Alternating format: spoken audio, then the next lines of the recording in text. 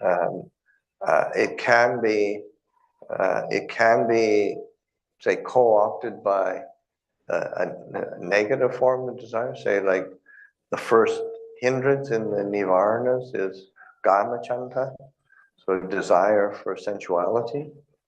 But on its own, it has this sense of a wholesome motivation, a wholesome desire for something that is useful, beneficial. And then it can have a positive connotation. So like Dhammachanda, desire for the Dhamma, Kusala Chanda, desire for the wholesome. So sometimes when we start seeing the complications of the world, the complications of society, as complications of family as well, we want to pull back, and it's motivated by Dhammachanda. So that, or we want to channel that Dhammachanda or that chanda into desire for Dhamma. Say, rather than letting it drift into negativity and aversion. So rather than the motivation coming from aversion or ill will towards situations or people or circumstances, learning how to change that or shift that into a desire for Dhamma and trying to make it uplifting and wholesome. Because sometimes we don't want to engage with people, we don't want to have contact, but then we can get swept up in aversion and kind of blame or fear of contact. And then that ends up unwholesome and unskillful, not so useful. But when we turn it skillfully, then it can be of benefit. But it's, it's just the longer we live in the world, the more clear it becomes that the world is not a really particularly satisfying place. And it's good to try to pull back and find a way to find some kind of foundation or anchor or ground in something that is peaceful and skillful, wholesome, wise. So.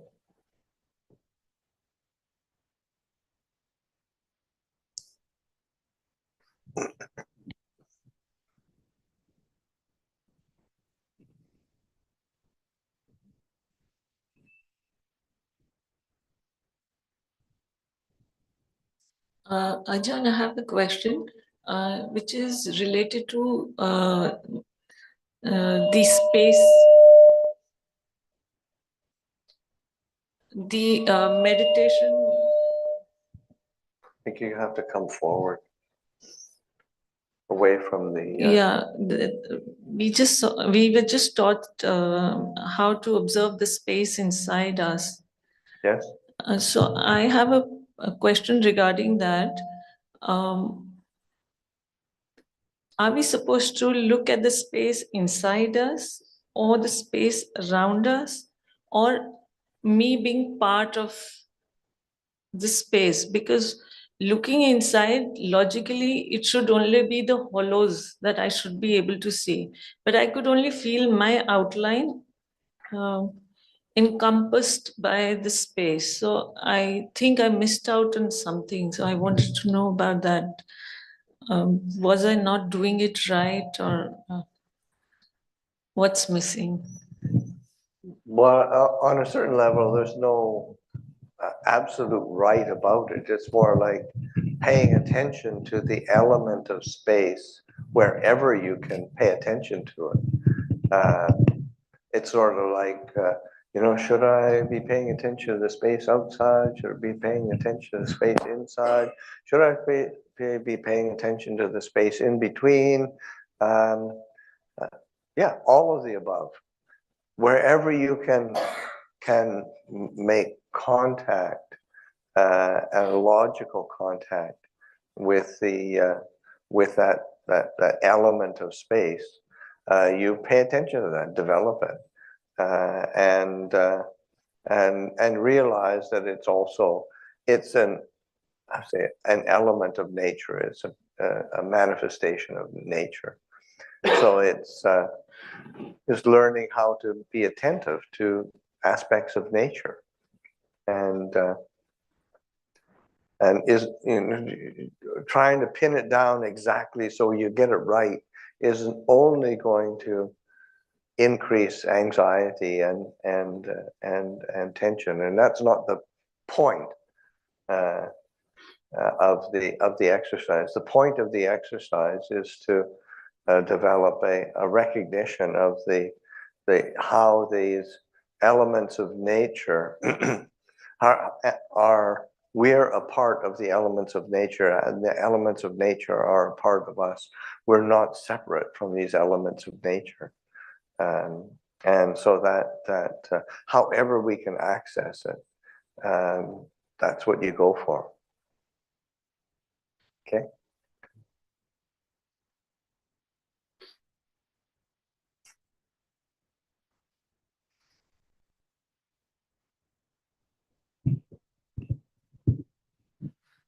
My question is, what is the way to true sadhana?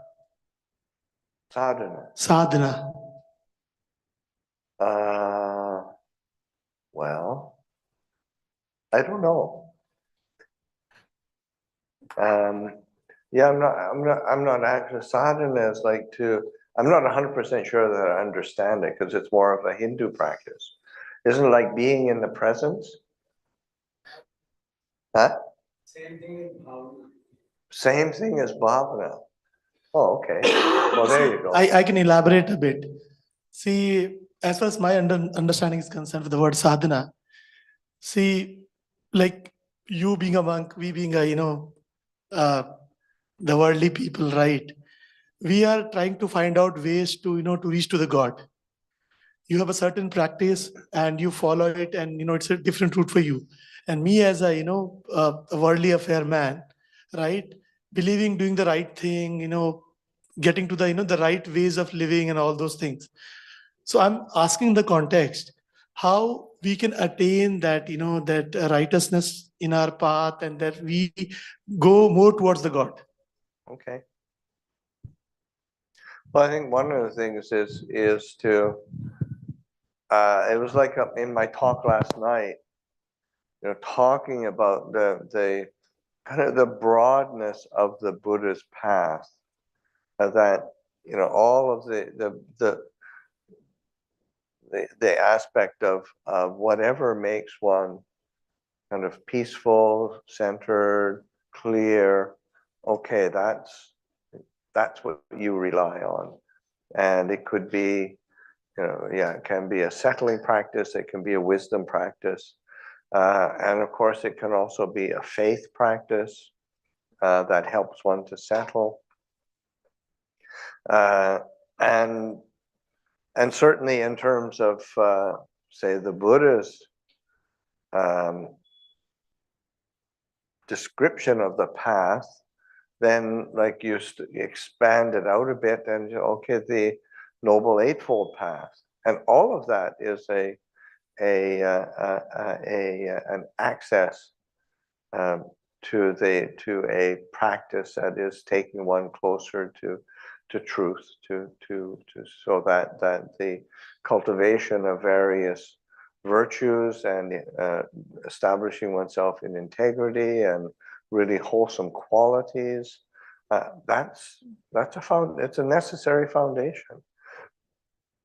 That all the various developments of effort and mindfulness and settling the mind, these are practices. The developments of reflection, investigation, contemplation, that's all aspects of being able to intellectually assess something, so that one can recognize, is this skillful or unskillful? Is this beneficial or unbeneficial? Is this helpful or not helpful? That is a part of the whole path of practice. And I think of Ajahn Chah, when he's talking about the Buddha's Noble Eightfold Path. He said this Noble Eightfold Path, because normally we think, okay, that's the right view, right intention, right speech, right action, right livelihood, right effort, right mindfulness, right concentration. And he said that's one way of thinking of it. But another way is, but that's sort of already externalizing it. It's making it out there. He said maybe a better way of looking at the Eightfold Path is that 2 eyes, 2 nostrils, 2 ears, a mouth, and a body. There's your Eightfold Path. So that learning how to live in this body and in its contact with the world, and to understand how to live skillfully, live beneficially, live in a way that is, so it's like paying attention to one's experience and then learning from that and directing one's attention to the peaceful, to the sublime, to the beneficial. Okay.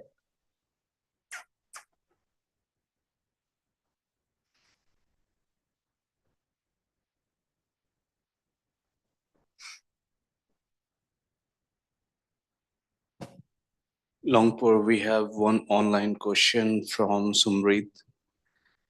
How to lead a semi-monastic life when there is no nearby community or other support network and one gets chronic illness? When you are well, then it's a little easier to sustain, but when there is chronic illness, one yearns for someone to be there around for physical and emotional support. Kindly shed some light on it. Well, I mean, already it's an online question, so they're already receiving online support. So that's in terms of the especially this modern era, and we can thank COVID for that. That there's these resources, these online resources for being able to access teachings, access teachers.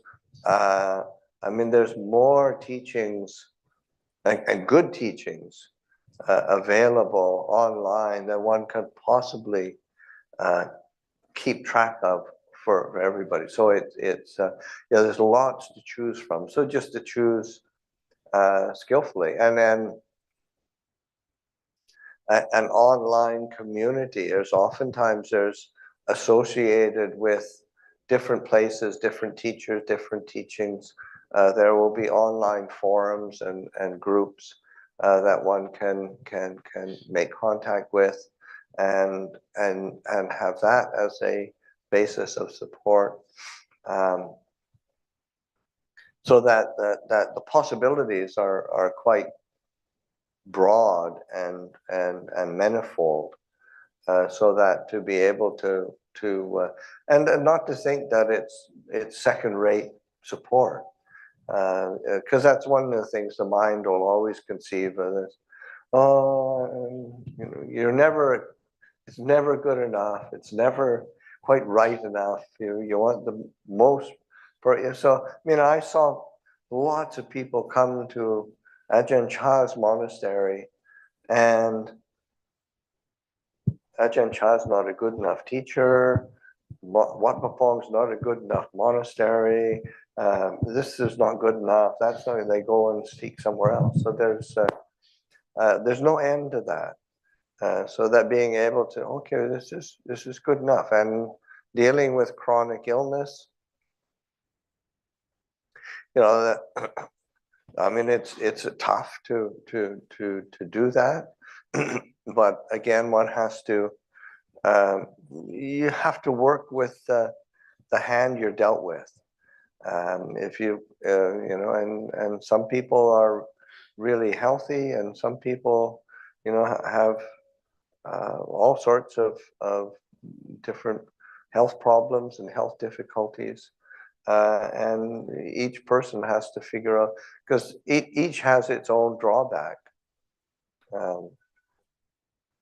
So that learning how to, it's because it's easy to sort of think, oh well, if only I were healthy and strong, and then I would be able to practice the Dhamma. And it's kind of an illusion, because it's we tend to put off till tomorrow what we should be doing today, and we do that whether we're healthy or not healthy, and just by so just encouraging ourselves to use the situation that we have, and learn how to be skillful within that and work within the limitations that we do have. We in reality, we all have chronic illness. Birth is a chronic illness. It's where there's nothing that's going to deter us on the path to aging, sickness, and death. I mean, that's just the reality. So that we can distract ourselves, we can sugarcoat it in some way, shape, or form, but that's the reality of the human condition. So that on a certain level, recognizing I've got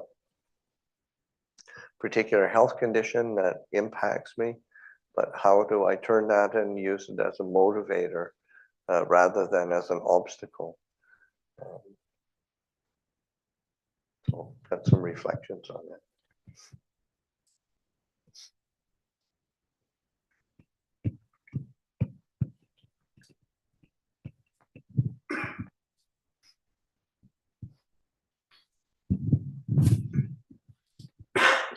So, like when we say Buddham Sharanam Gacchami, Dhammam Sharanam Gacchami, Sangham Sharanam Gacchami. So when I say Buddham, I think of qualities of Buddha. When I say Sangham, I understand that it is the people who practice well, the Sangha. But Dhamma is something which I want to get a little more clarity, and where I'll share just my understanding, and then maybe you can help me a bit more. So for me, I mean, I used to think that Dhamma is whatever is arising or passing, be it may be pleasant, it may be unpleasant, it might be skillful, it might be unskillful. And even outside, when I see that if people, if someone is getting angry, if someone is getting raged or whatever, even that is Dhamma. It is because it is how it is at that moment. Even if there is a war, if I mean, there is a story that there were thousands of arhants in Nalanda University who were burnt by someone. So that also was it also a part of Dhamma, because it happened and it had to happen. I mean, please help me. But then I heard someone saying that one should be able to rise enough to be able to see the true Dhamma. And so, I mean, then I got a little. Yeah, I mean, Dhamma is a word that has many definitions, really. And whether it's sort of referred to, especially in English, you do it with a small d or a big D, then it has a different meaning. But but when we're thinking of refuge, I think maybe it's more like truth is maybe a. I mean, of course, it refers to the teachings as well. So, but that's like an external refuge, in the same way that we think of the historical Buddha as I mean, it's an external refuge, but then the internal aspect of Buddha is more the qualities of awakening, of being an awakened being, being the one who knows, or wisdom, compassion, purity. Those are inner qualities. And both both are important refuges. In terms of Dhamma, then yeah, external it would be the actual teachings that one is knowledgeable of and reflects on, reviews, uses as a guide. Internally, just the Dhamma as a principle of truth. This is in terms of like no posamedo is it's like this. Well, that's Dhamma. It's like this. It isn't any other way right now, whether it's pleasant or unpleasant, or whether it's wanted or unwanted. It's like this. How are we feeling about it? How are we perceiving it? How are we responding to it? So that we're starting, okay, but this is the way it is. It's just, and that being able to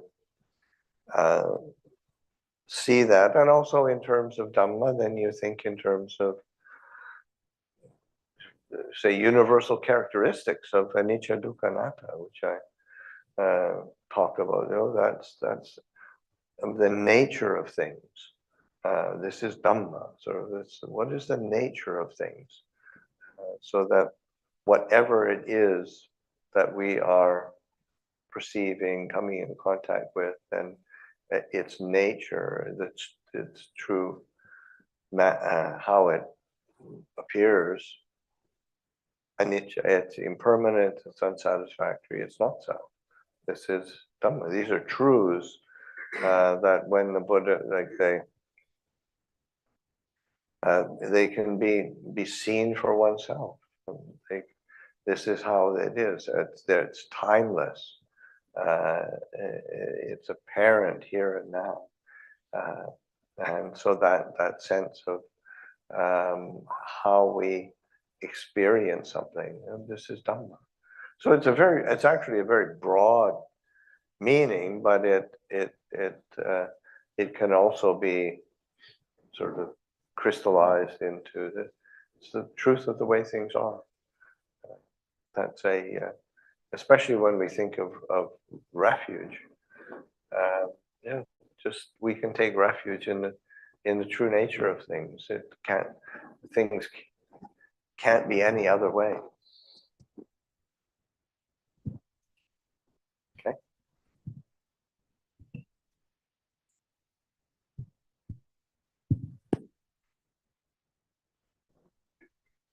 Just a sec.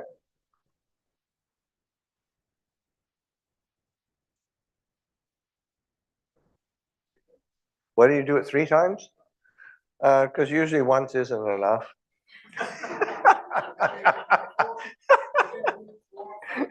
Well, you could do it many, many times. But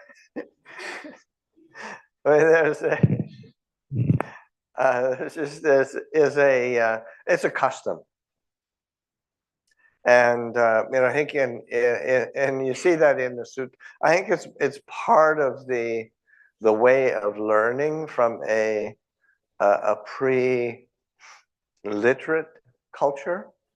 One of the ways you really remember things is to repeat them, so that in an oral teaching, then that repetition is important for remembering and keeping it in mind.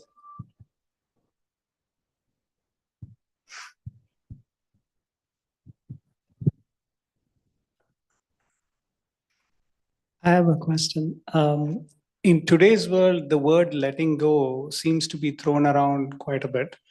We do see it in the corporate world extensively, and also in the business world. And it's been used, it's losing a lot of... It's been co-opted. I mean, mindfulness is totally co-opted. So in the context of, so much of dilution, I'm just trying to understand, how do we put this real perspective of letting go for us? Yeah, well, again, it's like language is important. I didn't realize that the corporate world had even they've moved on to letting go as well. Jeez. Uh, but the it's all about language and intention. So certainly in terms of of a principle of spiritual practice, a Buddhist practice, then what one is pointing to in terms of letting go is the qualities of like relinquishing, abandoning, um, releasing, because yeah, our grip is so tight on things, and especially when it's moods and feelings and views and opinions and on a mental emotional level, then it's not as tangible, but the grip is just as intense. So that learning how to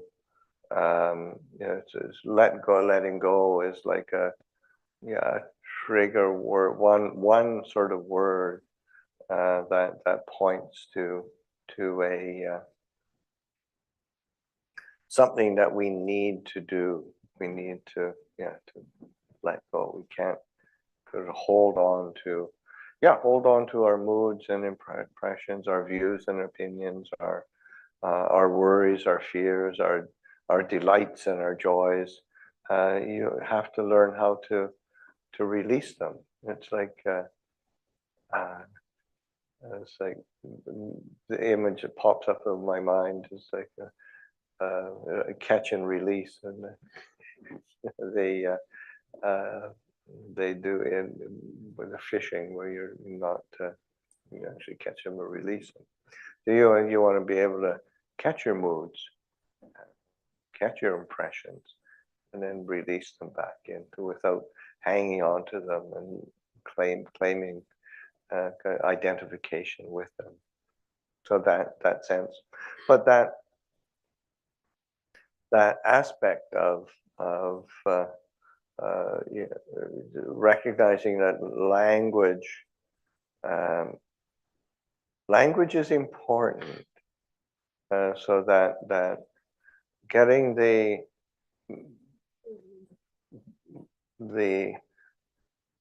because sometimes it's meaningful and sometimes it's not very meaningful, or it's confusing, so that letting go is you have to sometimes, and you see that over and over again in the suttas, in the discourses, where the Buddha will give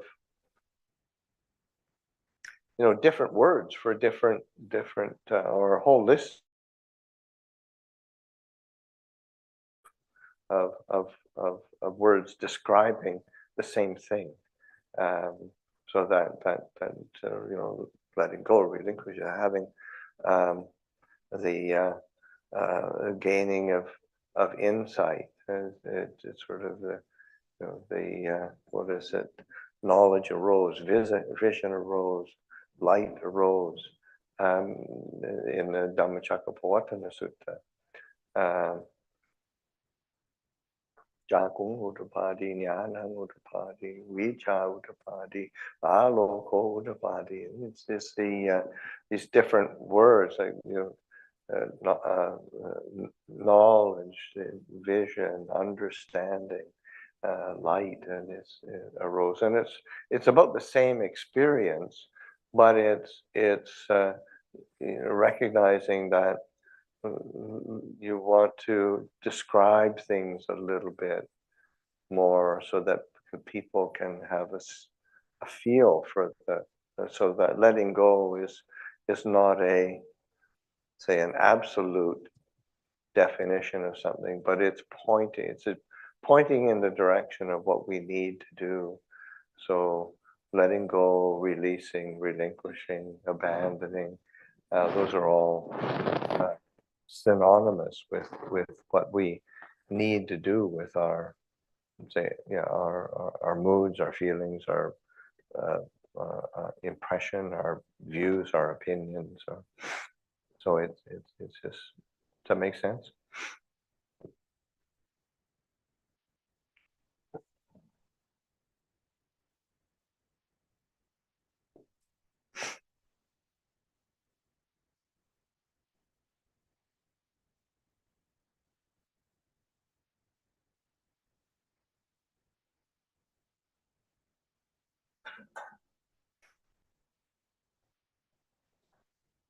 Sense of urgency needed in a practice. How do I inculcate that How to, sense of urgency the sense of urgency. regarding the practice? The fact that I need to, it should be a priority. It should be, I get somehow I get distracted. Yep. That is what I feel. Yep. That at times certain other things get prioritized over it. So Yeah, well, I mean, classically, contemplations on death, really important. That sense of yeah, I live in a finite situation. Aging, sickness, death are an inevitable result of my existence, my living. And that's not to make oneself fearful or full of anxiety, but it's more to encourage oneself, that sense of urgency, a sense of good.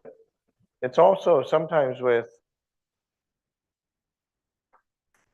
uh, um, that say the language that we use in English is sometimes doesn't quite convey the um, the actual feeling of what the Buddha is pointing to, so that so like a sense of urgency. I'm trying to remember the Pali that is usually translated from,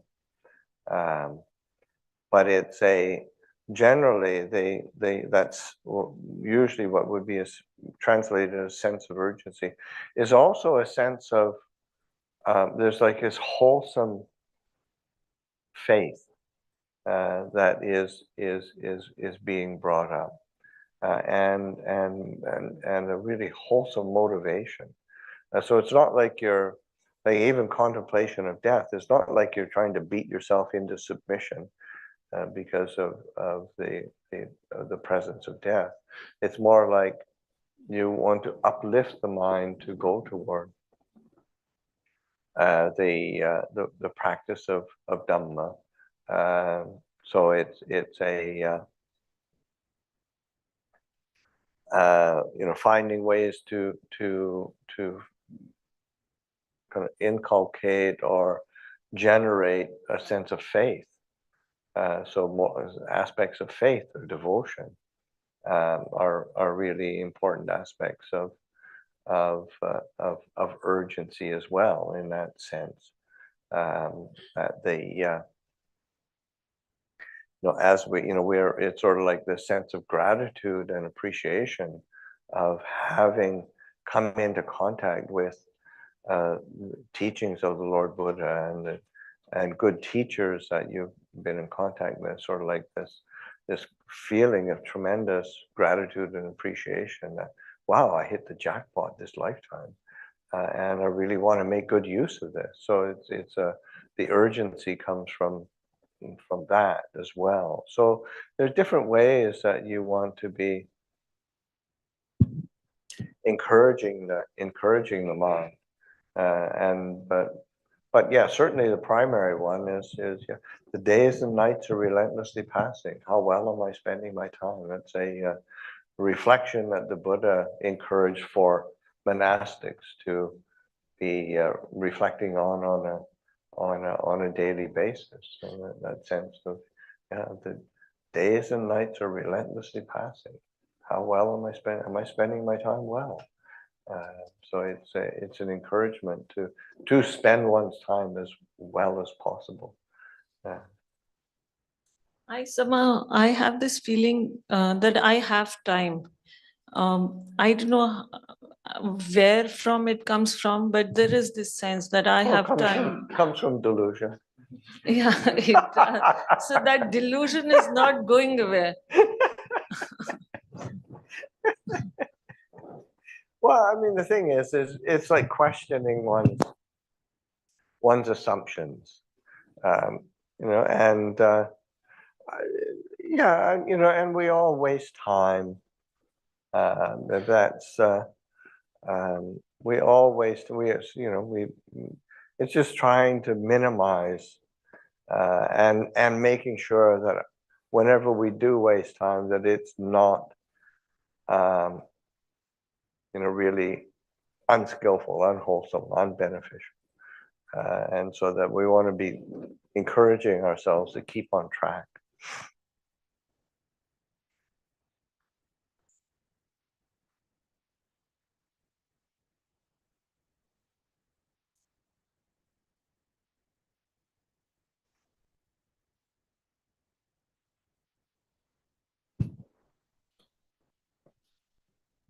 Longpur, there is an online question from Pranav.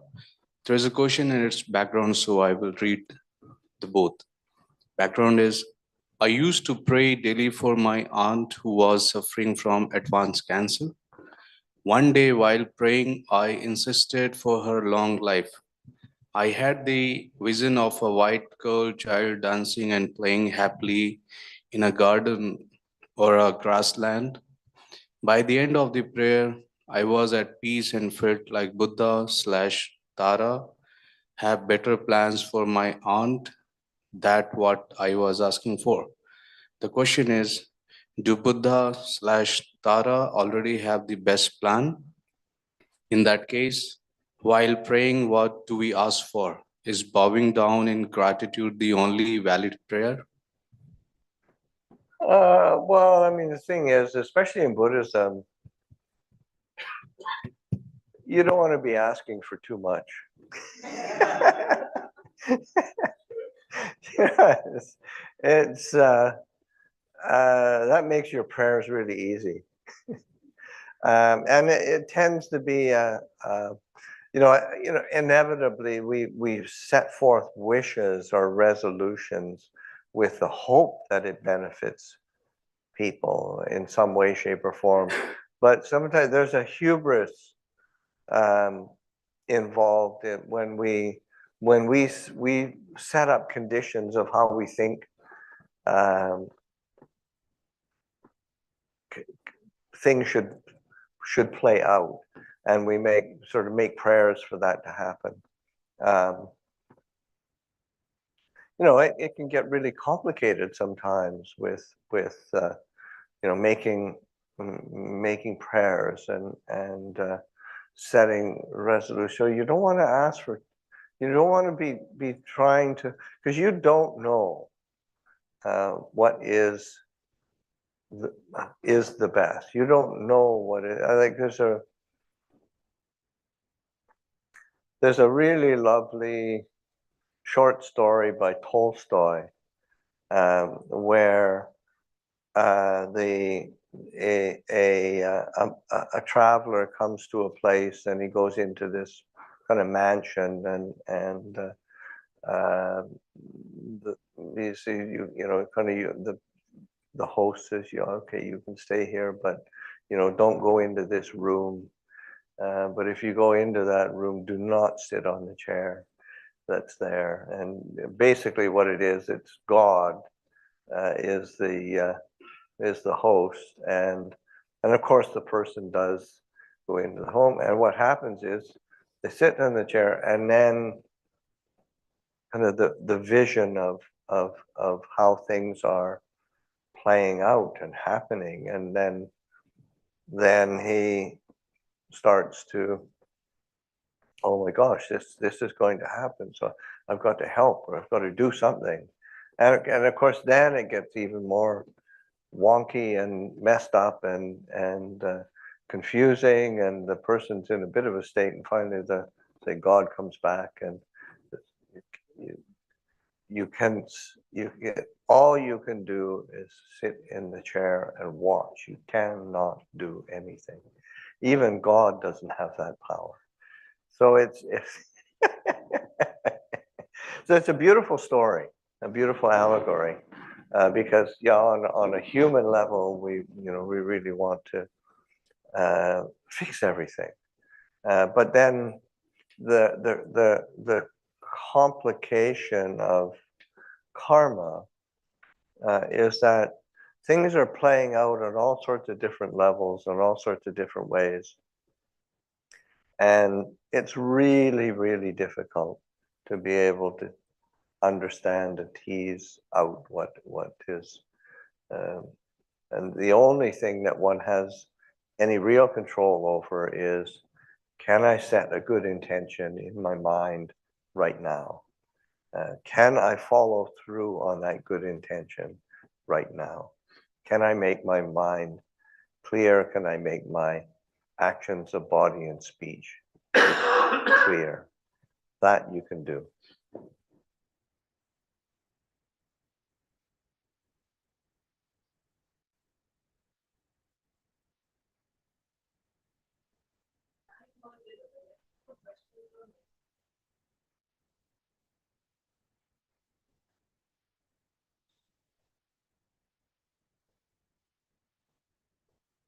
Okay, one last question.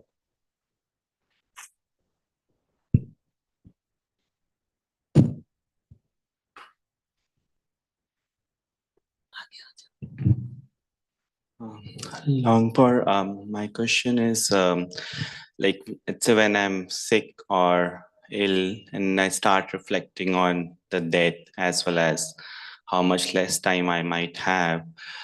And also the mind starts going into losing loved ones when you look at the uncertainty of your own life. Although I'm trying to be mindful at that time to uplift myself, but a lot of time my mind starts already going into the grief mode. Yeah. Like one day I'm going to lose my parents, and they have provided me such a beautiful and compassionate support system. So it becomes very difficult to see all those things at those points. Like you want to also reflect and get uplifted, but the mind goes into the sorrow and the grief. So if you could shed some light on that. Yeah, I mean, part of it is recognizing what that dynamic and on a certain level, you want to remind yourself of that truth, but you also have to, like, too much truth is too much sometimes. So that you have to see, you have to pay attention to what you can digest. It's like, the meal offering today and yesterday. And it's like, too much is too much. There's, and everything looks good. But if you have to really pay attention to what can I digest. So the same applies to our on an emotional level, and dealing with the human condition, the very real human condition of our own aging, sickness, death, the separation from the love that we will experience. So sometimes you use those to bring up a sense of urgency, but sometimes you don't want to overwhelm the mind. So you have to know when to turn attention away from those contemplations, and then turn one's attention to the contemplations of, say, like gratitude and appreciation, and a sense of loving kindness and compassion. Though that's really important, because you've got to balance. Buddhist practice is all about balance. It's all about the Yeah, how do you, and Ajahn Chah one time said it's, yeah, Buddhist practice is, or the Dhamma of the Lord Buddha is about what is just right. So that sense of just right, of balancing um, that, yeah, that sense of urgency with a sense of uplift and encouragement. The sense of being disenchanted and fed up with the world, and having loving kindness and compassion for the world. So these are not opposing qualities or exclusively uh, uh, in opposition to each other, but they are mutually supportive qualities that one has to find. One has to pay attention for oneself. What do I need to establish the heart in order to have a sense of balance and clarity and stability? Thank you. Okay, so that's Q&A for today, and we'll come back at 6 o'clock for evening puja and chanting meditation.